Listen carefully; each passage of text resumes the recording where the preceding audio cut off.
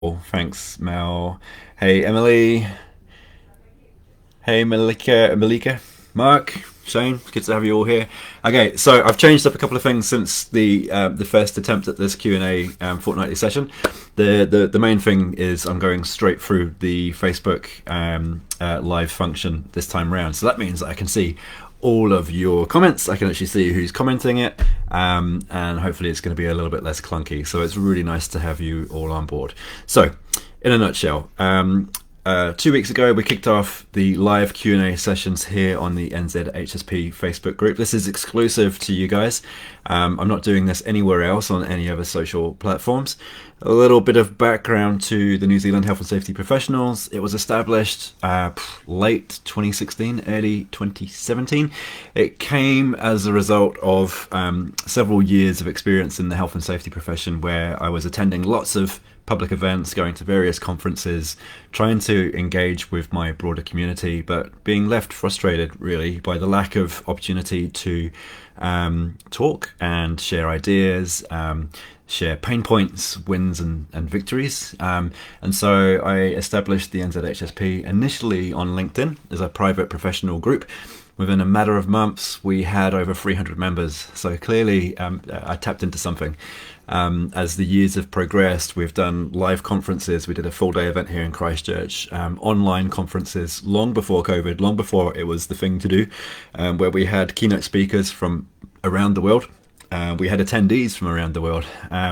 Then we moved into the COVID era, where I took the NZHSP concept and took it to podcasts and interviews, trying to get the very latest insights and ideas around how to respond to the pandemic.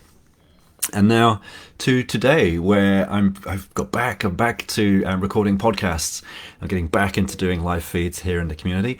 And you may have noticed we are beginning to do the face-to-face group get-togethers again. So by all means, check out the events section within the NZHSP Facebook group, and you will see lots of up-and-coming events. Just to remind you all, tomorrow in Cromwell, we've got the NZHSP local at 10:30 a.m. being facilitated by the amazing Melissa Dunstan. Hey Mel, great to have you on the call. So if you're in the neck of the woods, check out that event. On Tuesday the 29th of August at 11 a.m. we've got the local get-together in Christchurch. I see there's some discussion around maybe organising a event in Hamilton. Amazing. Also discussions about the next event in Auckland. My kind of top advice on this in this space is, if you feel that there's at least one or two of you in your local neck of the woods that would like to do an event, just go for it. Follow my lead. Don't wait for permission. Don't wait for someone to say yes, you can go off and do this. Just make it happen, because at the end of the day, that's what it's all about. All right, team. So I'm going to crack into this the topic for this session in a moment. Just doing one last quick check-in to make sure that the camera and the audio is working okay. From my end, it's all looking a little bit clunky, so if you can just give me a thumbs up and all good, and then I'll crack into the content. Westport, Shane, all right, West Coast there. Anyone else in the West Coast region either tuning in live? Be sure to tap in with Shane. Anyone catching the recording of this over the next few days or weeks ahead, it looks like Shane's looking for some buddies on the West Coast. Awesome, Shane, thank you. All right, so today's topic. As some of you will be aware, we have relaunched the Health and Safety Unplugged podcast. I was really fortunate enough to catch up with Di Foster, who is a force to be reckoned with. Ultimately, her backstory is that she is a cancer survivor. She was given very terrible prognosis. She was given a very short time to live. She chose to go her own route. She didn't follow traditional medical solutions to her situation, and managed to find her own way of navigating cancer and beating it. We covered that story, a couple of years ago, and you can find that on the Advanced Safety YouTube. Thanks, Steve. On the Advanced Safety YouTube channel, you can find the original interview I had with Di. This most recent interview I had with her was a really interesting point in her time. Her moving beyond the survivor story into becoming the Di Foster of today, which is someone who is a coach to executive leaders, a person who helps inspire significant change within large international companies and C-suite officers. She's also a keynote speaker and published author, and so I was picking her brains on what it means to be an agent of change, and what it takes to be the most inspiring leader that we can be. How do we reach our biggest potential? And so in the comments section in here somewhere, there will be a link to the latest podcast. I invite all of you to go and check that out if you haven't already after this live session. So, very unlike me, I've got a bag load of notes that I'm going to go over within the next 20 minutes or so to try and provide you with my top takeaways from that interview, with a health and safety leader in mind, so that I'm hoping to impart some actionable insights and advice for you to take away from today. One thing that I've been thinking about is, and I'm really keen for your take on this, so let me know in the comment section in a moment once I've asked this question. But the question is, I'm thinking about creating some workbooks or checklists to go with these fortnightly sessions, so that it helps you to learn. One of the key things about being a great learner is putting things into action. So literally having pen and paper can help you to onboard new information, but also it increases the likelihood of you actually taking action based on that new information. So the question is, would you like me to commit to creating some worksheets to support these fortnightly Q&A sessions? Because I'm going to commit to having a topic or a theme for each of these fortnightly sessions. So the question is, would that be of value to you? Would you like me to start producing those? If so, let me know in the comments. If not, let me know in the comments. So fire away in the comment section, team. I'll keep an eye out for what your thoughts are in that space. Cool. Looks like it might be a winner. Thank you, Amelia. I appreciate that. Anyone else? Anyone else's thoughts on having some worksheets to support these sessions? If it's a strong yes, then I will commit to doing that because I'm such a super nice guy. All right, cool. Whilst you put your fingers to the keypad, I'm going to start talking about some of my key takeaways from Di's interview. Cool. Okay, so Di's interview, really in a nutshell, it boiled down into the importance of acknowledging the stories that we tell ourselves. So in terms of the language or the words that we use to describe our actions or behaviors, or the way in which we respond to particular triggering events and occurrences in our daily. Di's point boiled down to ensuring that we become aware of these triggers, these things that we respond to either negatively or positively, before we wait for a major life-changing event to occur. I guess what I mean by that is, often us humans get comfortable in our space and we just plod along doing our thing day to day without really inspecting what it is that makes us tick. And it's only when there is a significant life-changing moment, in Di's case it was being told that she had literally months to live because she has cancer. And so what I'm trying to inspire you to do is to start thinking about what are some of your trigger points. What are some of those things that really make your blood boil when you're at work, or make you feel that you are continuously bashing your head against a brick wall over, and starting to unpick what are those triggers and where are they actually really coming from. Is it the boss that won't listen, or is it the team that don't take on board the information that you're trying to provide them? Or is it something else? Is it potentially something that you are responding to from an earlier part of life? Is there a story or something that happened to you? Maybe it was an adult that said something to you when you were just a wee nipper, but it stuck and it has ever since become a part of your story, how you perceive the way in which you are seen in that room, or the way in which you speak to a particular audience. And so this is what it all comes down to when it comes to the unconscious bias, is taking time to actually unpick those types of stories. Okay, so I'm going to go back to my notes because this is quite cool content for me. So what Di in her interview has encouraged everyone who tunes in is to ask the question, well, why should we wait for these really life-defining moments to really pull this apart and to try and better understand how we've got to where we are? And so the challenge is, don't wait. Actually start to ask those types of really deep questions of ourselves now, and we will be all the better for it once we start to actually shine some light on some of these things that potentially are blocking us and making us feel like we aren't big enough, or we're not ready to stand on the stage and to tell our story, or to win the hearts and minds of the executive leadership. Because at the end of the day, right, in the health and safety space, I believe one of our roles is a change maker. We are there as the temperature gauge within an organization. We're there to identify the threats and risks that are on the horizon, and be able to communicate those concerns and to help identify improvement actions before it hits the wall.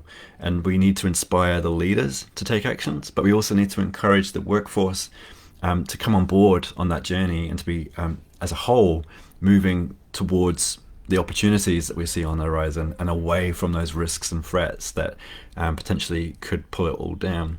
And so in order to do that, we need to first start asking questions about how we perceive ourselves, and unpick those things that are holding us back from being the amazing leaders that we can all be.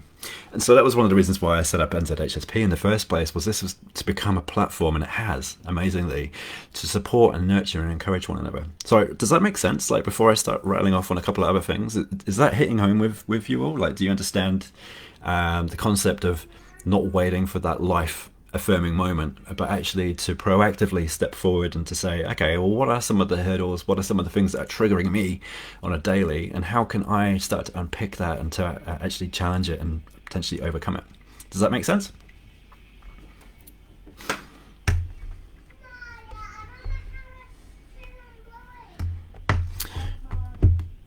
Because I see it as, again, it's a kind of another role of the health and safety space, is front-footing change proactively, rather than that reactive stuff that we often see a lot of businesses do, right? So, and it's the same not only for businesses, but it's also the same for ourselves as well as individuals. Okay, so how do we influence business leaders? Okay, it's one of the top questions that I get asked quite frequently when I'm working with other businesses and trying to help their middle managers win the hearts and minds of their executive leaders. And so when I asked Di this question, because at the end of the day, she's the guru in this space, right? She's doing this day in, day out, which is amazing. One of the things that she said is it does take time, and you have to be prepared to sow seeds in order to make change, especially change that's going to last. And so in order for lasting change to occur, it takes time. And so we need to be prepared to recognize those risks and threats that are on the horizon, and be able to sow those seeds of change with the executive leaders at an early stage, so that the business has got time to get their heads around what that change may mean. It gives you time to be able to pitch the ideas of change and what that could mean for them as well, so that you're avoiding that common mistake, which is going to the C-suite, going in front of the board or the senior leadership team and going, we've got this problem, it's really, really bad because of reasons A, B, and C, and then walking away. That doesn't do anything for anybody other than potentially annoy the executive leadership team, and worst case scenario, it freaks them out. Instead, if you think about the process of sowing seeds, it's identifying those issues, communicating it to the people that need to be made aware of it, but having a clear idea about what some of the solutions may be, and sowing those seeds at those really critical points in time. So there's an issue, we've identified it, legislation changed, for example, the change in the health and safety representative or representation legislation, for example, that's changed. Now, what that means for the business is A, B, and C. Some of the potential solutions could include X, Y, and Z. We recommend options X and Y because A, B, C, D, E, F. In order to achieve that, we're going to have to do dun dun dun, and that will take us this amount of time, and we're going to need this amount of resource. What you're doing is you are delivering a message, but you're also providing some of the potential solutions and roadmap to getting to where the business wants to be. You can see there's kind of a massive difference in the way in which that's approached, right? So one is scary, big problem, walking away. Issue, potential solutions, roadmap, this is what good looks like. Very different ways of communicating. I don't see any matching places. Sorry about that. Thanks, Siri. Yeah, hopefully that makes sense. Okay, cool. Now, I also asked Di the question around what should we do if we find that we are continuously, or it feels like we're continuously bashing our heads against a brick wall when it comes to trying to inspire our leaders to make change within the business. And I'm sure we've all experienced this, right? Where we've worked for managers or general managers, directors, CEOs who just don't seem to ever listen to our concerns or issues. Again, in the comments box, if you've experienced that, let me know with a thumbs up or a like or a comment. Because if you're in that space at the moment, you've got my full sympathy. There's a couple of things that Di had to say about that style of management and how to overcome it. One is the knowing yourself and knowing what triggers you. The other thing was knowing the leader and understanding what triggers them as well, so that by doing so, it allows you to present your message in a way that avoids those trigger points for your executive leadership team. But it's also asking the question about whether that change is something that is truly valuable to the organization, or whether is it a change that's being driven by your own personal ego. All right. So when she said this, it's like, oh, that's such an interesting insight, because sometimes we can get ourselves all in a fix because we want to make the change because it's either the new shiny thing to do and it looks great, or it just feels in our gut that it's something that has to happen. But actually, it doesn't. And it's not actually going to make a huge impact into the business at all. If anything, it's actually going to just make more noise and more problems for everybody. And the real driver behind that change is coming from ourselves. And it's actually being driven by our ego. And when she said this, it's like, whoa, that's really like quite amazing stuff, right? And so her advice is to always check ourselves and to ensure, by just asking ourselves some simple questions about, okay, where is this requirement from change coming from? Why is it urgent to happen right now? And so long as you can find clear and honest answers to those questions, then it is most likely the right thing to do. However, if it's, oh, well, I just think it's the right thing to do because everyone else has been talking about it, it's this new shiny thing, we've got to do it, then perhaps that may not necessarily be the right reason for pushing that change. I then pushed Di a little bit harder and said, well, what about if it is the right reason? What if the organization is moving in the wrong direction and no one is listening to me? I've been trying to plant the seeds. I've been consciously aware of what triggers the senior leadership team, and I've tried to communicate in a way that doesn't frighten them, where I've been painting that picture of showing them where the problem is and giving them examples of how we can overcome that, giving them a clear roadmap and what good looks like. But I'm still bashing my head against the brick wall. Then her point was very clear.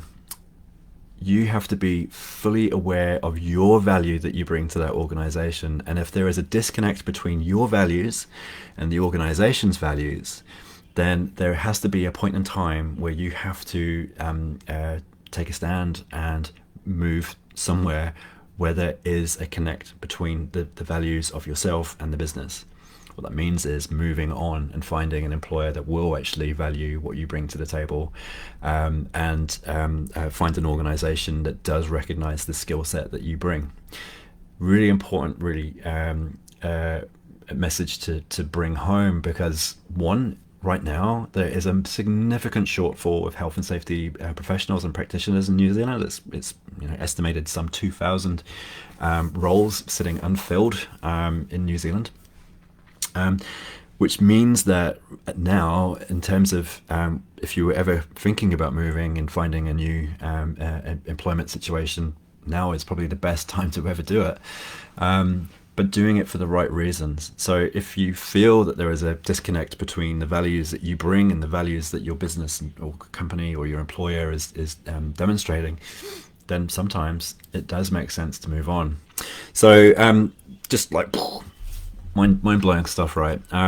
So again, before I go into the next point, is this hitting home? I see you, Steve. I can see you've definitely I can see you've experienced that yourself. I mean, I certainly have, where there's been a disconnect between the message that I bring and what I'm trying to achieve, and the way in which I was being managed and my executive leadership team were receiving the points that I was delivering. Eventually it did lead to me moving on, because there was just this disconnect that I just couldn't get beyond. So in the comment section, just let me know, is this kind of hitting home? Does this make sense to you all? I'm just going to have a swig of my concoction over here.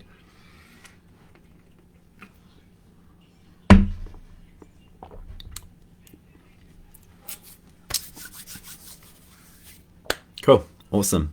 Thank you, Amelia, for sharing that. Yeah, look, it's really common.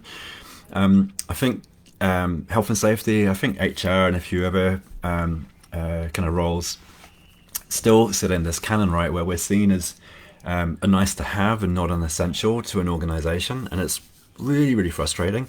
As our PR, like the public relations for health and safety in New Zealand, if not on a global scale, is still really poor. We've still got a really terrible reputation. When people think of health and safety, it's often high-vis vests and clipboards and, you must do and you can't do this, and we've just got to get beyond that. And again, that's another reason for NZHSP. It's another reason why we're doing the podcast interviews, is we're trying to break down that mold and get beyond those characteristics of your traditional health and safety advisor. And so in order to do that, we as a whole need to get far more confident in our communication skills. We need to understand what it is to deliver a message that will inspire change. And I think Di Foster's interview did a huge amount of heavy lifting in that space. And so the third, thank you for all your comments, guys. I really appreciate this. Mark, I love the fact that you moved into private practice and haven't looked back. I think absolutely, and I think there's so much more potential in the private practice space. And I've been watching your story with interest, mate. You're doing great.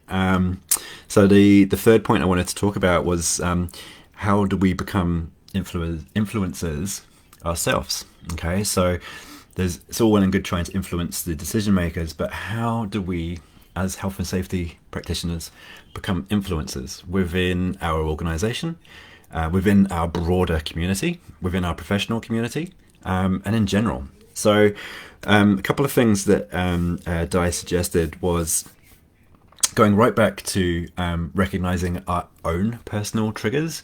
So and when I say triggers, it's those kind of things where it's like, oh, that makes me feel really uncomfortable and I need to get away from here quickly, or it inspires the flight, freeze response, or fight if you're really feisty. And so when it comes to things like public speaking, how comfortable are you talking one-on-one with someone?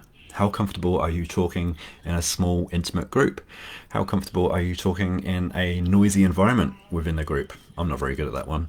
How about how comfortable do you feel if you've just been told that you are expected to go and present to 200 people at a conference because the keynote speaker can't make it, and you're our next best choice? Thinking through those kinds of scenarios and making a conscious note about how each of those scenarios makes you feel should start to paint a picture about where some of your possible triggers are resting. And it's, I guess, what Di and myself, what we're trying to do is to challenge you all, like I do on a daily, to become comfortable being uncomfortable. You may have seen on some of my social media posts, I'm doing cold water exposure, I'm doing cold showers and regular plunges in the ocean. Also do saunas. I go to the gym regularly. I get up at 5 a.m. to do an hour meditation. It's all these things that over time they all add up, because then it allows me to become comfortable being uncomfortable, so that when stresses such as those types of scenarios suddenly present themselves, I'm in a much better physical and mental state to deal with those. And so that's what Di was encouraging all of us to do, is to think through some of those routine scenarios that we find ourselves in, so that we can then better position ourselves to manage those in the future. So a couple of top tips from myself is, one is to keep a journal. Make the journal to make note of when you've been triggered throughout the day, and also to keep a note of the things that have gone well. Like, I delivered that message, I nailed it, and we've got the actions that we were looking for. Why was that so successful? What was different about that scenario? The other thing is drawing out what your ideal day looks like. Now, I'm thinking work sense, right? So the Monday to Fridays. What does your perfect day actually look like? What does it include? What types of people are you talking to? How are you talking to people? What are the results of some of those conversations? By doing that, you then start to build a picture of your ideal versus where you actually are in reality. And when you start writing that stuff out, it helps you to identify where are the gaps, what's the disconnect between ideal and your reality. And so if you want to be a keynote speaker, if you want to be the next round of people at the Safeguard conference, for example, on stage presenting and telling your amazing story to 200 people, what is it going to take to get to that stage? What are my knowledge gaps? What stories, what experience do I need to have in order to be in a position to go forward and do those types of things? And it's the same for smaller scale stuff. What's it going to take to be able to have that courageous conversation with my boss? What skills do I need to learn? What do I need to investigate? The great news is that a lot of this information, once you actually start to pull together what you need to do, is available freely online. I'm doing a ton of business leadership courses right now, all through YouTube. Haven't paid a cent, and some of this stuff a few years ago I would have happily spent hundreds if not thousands of dollars to access. It's all freely available once you actually start to identify where those knowledge gaps are, and then going really deep into what it's all about. And then my last bit of advice for you is to take the information that you gather from things like this session, from the YouTube courses, from the Di Foster interviews on the podcasts, all that kind of good stuff, is actually making a note of the actions and the takeaways from those events, and then keeping yourself accountable. So again, that's why I'm thinking about the worksheets, is that when we do these fortnightly get-togethers, is perhaps at the start of each get-together, I'll ask the question, how did your actions go from the last session? What were some of your wins? What were some of your lessons? What were some of your blocks? So that we as a collective can keep each other accountable and help inspire one another and help kind of build the momentum. So that's something that is in my mind. So for perhaps today, now that we're now 2:30, is I'll share the link. It is hopefully there. Boop, there you go. Wow, power of modern technology, right? So in terms of actions and takeaways, I really encourage you all, based on the last 30 minutes, is to think about what one action can you do based on what you've learned just now that you can achieve within the next couple of weeks. And we'll come back when I do the next live Q&A session. I'll ask that question, what did you achieve? What were your wins? What were your lessons?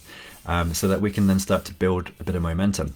So before you head away, if you would like to share an action or share an insight before we wrap up in the comments, that would be awesome. That would be really valuable to myself, so I can see what some of the key takeaways are. But also, you may actually also be inspiring some of the other members of the team that have managed to make the live call, and for those who can catch up on the recording over the next few days. So, chuck in any actions or any lessons in the comments, and yeah, that would really make my day. So yeah, so that's the kind of the top takeaways from my session with Di. We cover a lot of ground. I mean, that's only really my top 2 or 3 points. There are so many more in the interview, so by all means check it out. It's there, it's freely available to you. Yeah, look, I think this is going to be an ongoing thing, so I'll be back again in 2 weeks time, on the Tuesday at 2 p.m. for 30 minutes live Q&A. I'll cover whatever, but also offer you guys the opportunity to ask any questions along the way. Yeah, so hopefully that's been of value to you all. I'll take another swig of my drink. Yeah, comment away, guys, and then I'll head away.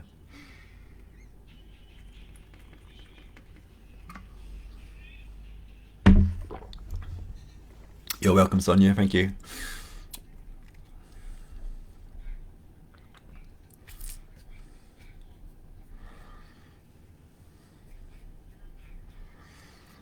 Awesome. So it looks like the worksheet's a winner. So I'll start to build that out, and we'll have something available in the very near future. Awesome. And also, if there's any ideas, like if you have any areas of interest that you would like me to expand on, again, let us know in the comments. I'll be more than happy to do some research in that. Wicked. All right, guys. Well, look, it is after 2:30 now, so I'm going to let you all get back to your busy days. The recording of this will be available in the NZHSP page for at least the next 3 or 4 days. I will be downloading these and keeping these on archive, so they will be shareable at some stage. But yeah, watch this space. Awesome. Okay, cool. All right, Randall.